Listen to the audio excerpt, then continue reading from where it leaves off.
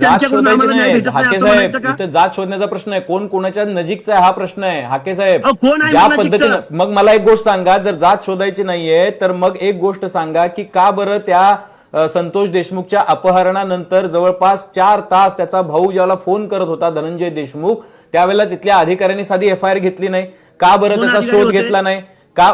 मुद्दा नाही मुद्दा असं जे कोणी, अहो मी अधिकाऱ्यांची जात काढली नाहीये हाके साहेब, मी अधिकाऱ्यांची जात नाही काढलेली, मी तुम्हाला विचारतोय हे विचारायचं नाही का, हे प्रश्न विचारायचे नाहीत का, हे प्रश्न विचारायचे नाहीत का?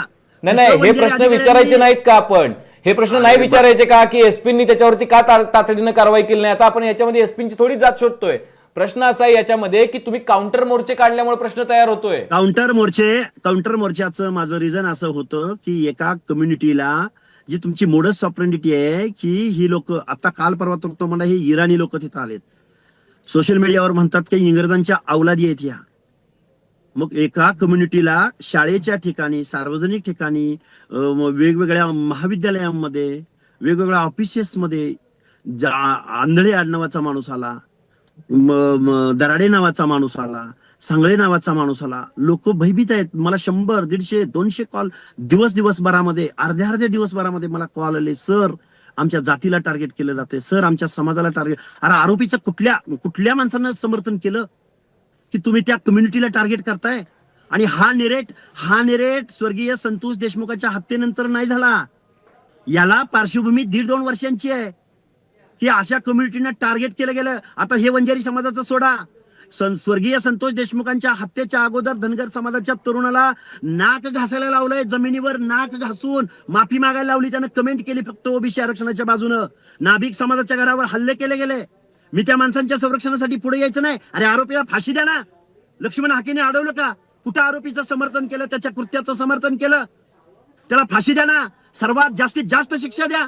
पण तुम्ही एखाद्या कम्युनिटीला कसं काय तुम्ही टार्गेट करताय? कोणी टार्गेट केलं कम्युनिटीला? अरे बाप रे, म्हणजे तुम्हाला धस काय बोलतात हे माहित नाही. धसांनी कधीही, म्हणजे मी जितका ऐकलेला आहे त्याला सुरेश धस यांनी, ऐका तुम्ही बरोबर नाही तुम्ही बरोबर ठिकाणी आलाय. आता धसांनी एकदा तरी मला असं सांगा की ते वंजारी समाजाबद्दल बोललेत?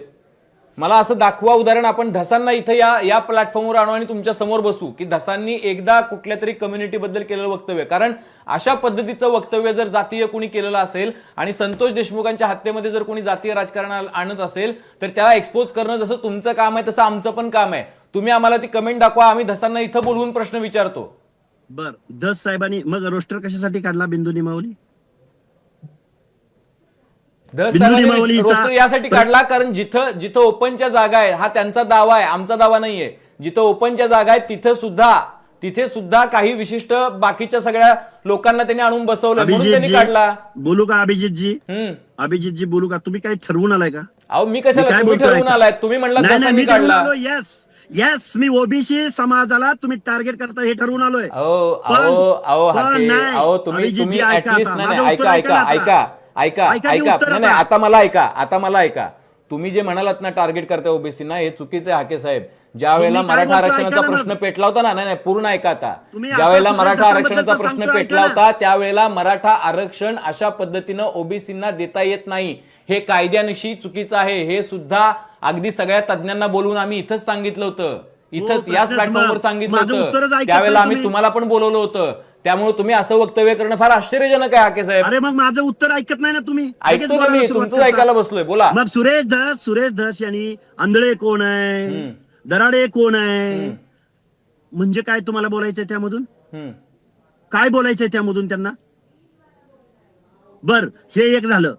मनोज जरांगे म्हणले की घरात घुसून मारेन. चुकीचं आहे. मनोज जरांगे यांनी केलेली सगळी वक्तव्य अत्यंत चुकीची, बेजबाबदारपणाची आणि संविधानाच्या विरोधातली, कायद्याच्या विरोधातली आहेत, हे निश्चित आहे. आता तिसरं ऐका. अंजली दमानियाबाईंचा व्हिडिओ मी माझ्या फेसबुकला टाकलेला आहे. वाटलं तुमच्याकडे वेळ असेल तर मी इथं तुम्हाला ऐकवू शकतो.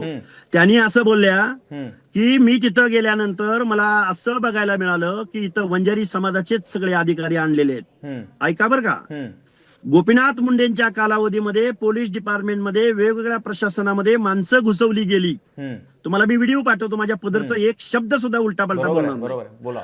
परत त्या म्हणल्या की ही सगळी वंजारी माणसं बीडकडे आणली गेली.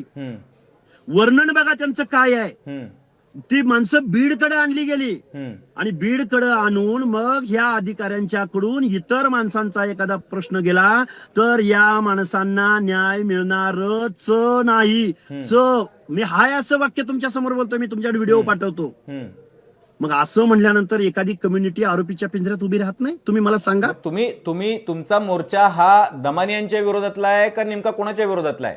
मी माझं जेवढं भाषण आहे, हम्म, माझं जेवढं बोलणं आहे, मी जेवढं मीडियावरती बोलतोय, कुठल्याही चॅनलचं माझं फुटेज काढा, हम्म, त्यामध्ये मी ना कुठल्या कम्युनिटीच्या विरोधामध्ये बोललो, ना मी कुठल्या आरोपीच्या समर्थनार्थ बोललो.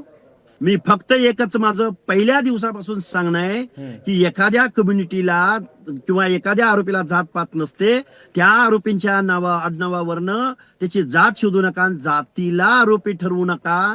हे माझं तात्विक, लॉजिकल, एथिकल मांडणी या माझ्या महाराष्ट्रासमोर आहे.